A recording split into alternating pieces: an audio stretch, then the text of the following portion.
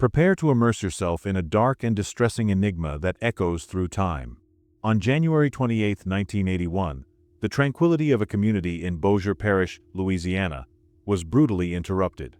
A hunter and his two sons made a macabre discovery: the lifeless body of a young woman, whose identity remains a mystery to this day.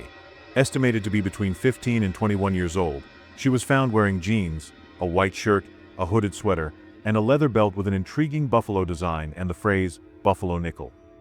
The most disturbing clue was the names Michael Briscoe, David Risa, and Davis scribbled on her shoes.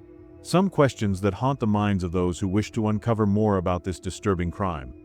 Who was this young woman? What is the meaning of the names inscribed on her shoes?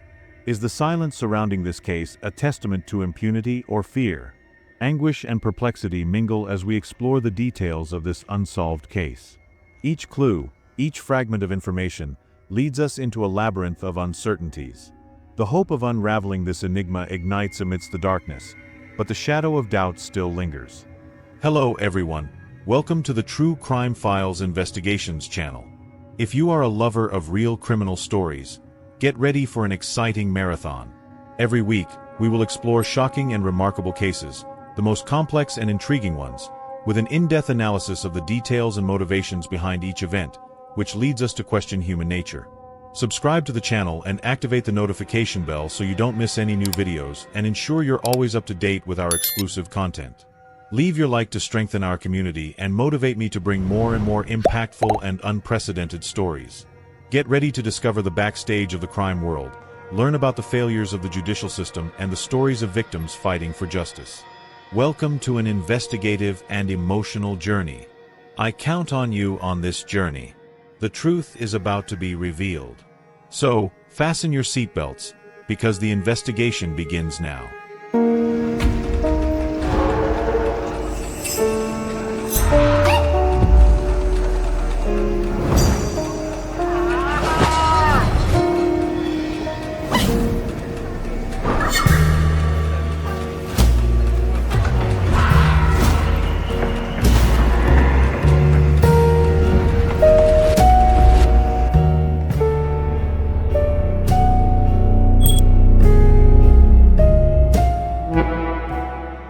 Dive into a dark and distressing enigma that echoes through time.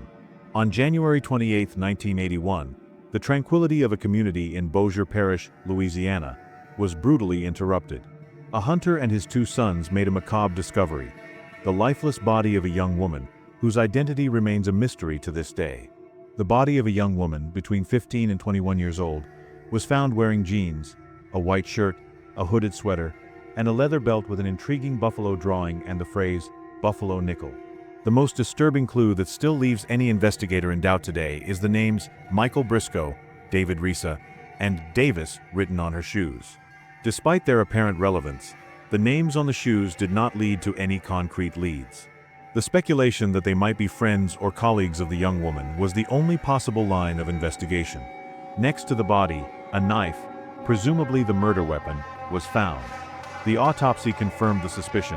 The young woman had been brutally stabbed 9 times in the back and chest. The authorities, who nicknamed the victim Bossier Doe, determined that she was between 5 feet 5 inches and 5 feet 6 inches tall, and weighed between 125 and 140 pounds. The advanced state of decomposition made it impossible to identify other details, such as eye color, but it was estimated that her hair was blonde and straight. Studies revealed that the young woman was Caucasian, with possible Native American ancestry, and had been stabbed to death between 4 and 7 weeks before she was found. An intriguing detail: she had undergone orthodontic treatment, but the braces appeared to have been removed amateurishly. Serial killer Henry Lee Lucas confessed to the crime, but the confession was discarded because he was in Florida at the time of the murder. The body's decomposition hampered the investigation, but Louisiana State University created a 3-dimensional model of the skull, first in clay and then digitally. DNA extracted from the victim's teeth was compared with that of possible relatives, but without success. A tragic setback: the evidence from the crime scene was destroyed in a fire in 2005. On February 6, 2015, hoping to obtain new leads, the Bossier Parish Sheriff's Department created a Facebook page dedicated to the case. In less than a week, more than 1,000 people joined the page. And in an unexpected turn, a 911 operator recognized the victim's photo in a Craigslist ad for a missing woman named Carol Ann Cole. When authorities located her, the investigation took a new turn. The investigation took an unexpected turn when they discovered that the Craigslist ad had been created by a friend of Carol's sister, hoping to obtain information about the missing young woman's whereabouts. Armed with this information, on February 13th, the sheriff's office emailed the Torrington police, seeking a connection to the Bossier Doe case. After contacting the family, authorities collected DNA samples from Carol and compared them with the victim's profile. 34 years after the body was discovered, the agonizing confirmation: Carol Ann Cole and Bossier Doe were the same person. Moved by the story, friends and family created a crowdfunding campaign to raise funds for a new funeral and a gravestone for Carol. Her wish was to be buried in Maple Grove Cemetery in Comstock Township, Michigan. On June 18, 2015, Carol finally found her final rest. Carol's life, who was born in Kalamazoo, Michigan, was marked by tragic twists and turns.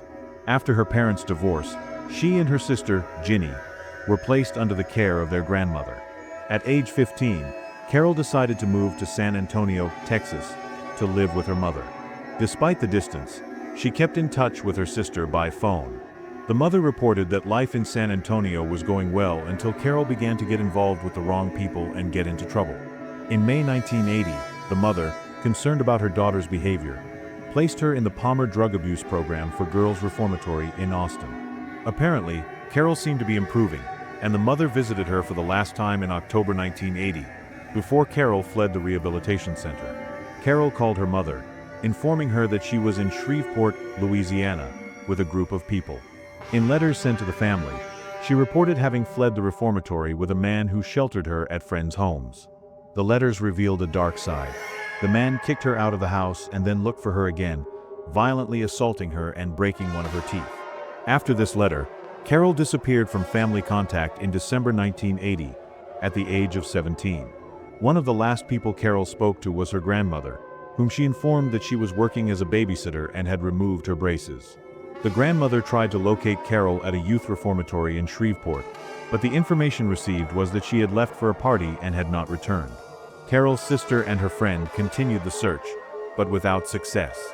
Witnesses reported that Carol might have spent time at the New Besson School for Girls, a religious institution in Arcadia, Louisiana.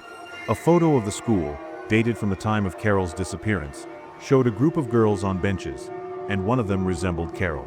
A woman also claimed to have lived with a girl similar to Carol, but did not remember the name. In addition, researchers hypothesized that the names on the victim's shoes and the style of clothing would be a dress code of the New Besson School. Carol's sister filed a missing person report, suspecting foul play.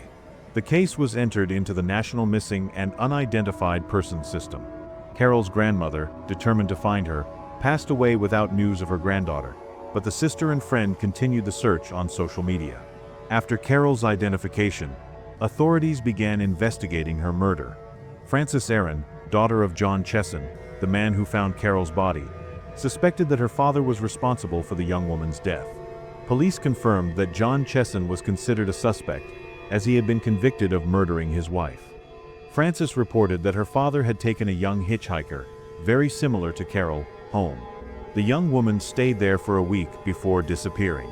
Frances, afraid of her father, asked no questions. She believed her father took her and her brother to the location where Carol's body was found to have an alibi. Frances described her father as a violent man and had no doubt that he was Carol's killer. Frances remembers fleeing the crime scene, terrified, while her father remained at the location. Frances's brother committed suicide in 2008, and her father, John Chesson, is imprisoned for murdering his wife in 1997. Despite the suspicions, the lack of evidence prevented the investigation from progressing. Carol Ann Cole's murder remains unsolved to this day. Thank you so much for watching this story. Your presence and support are essential for me to continue creating quality content. So, if you enjoyed this story, please like and subscribe to our channel so you don't miss any new episodes. Your subscription and comments are fundamental for me to keep bringing quality content. Leave your opinion in the comments, always with respect for the victims, and together let's build an even better community. Thank you so much for following my work, and I'll see you in the next episode.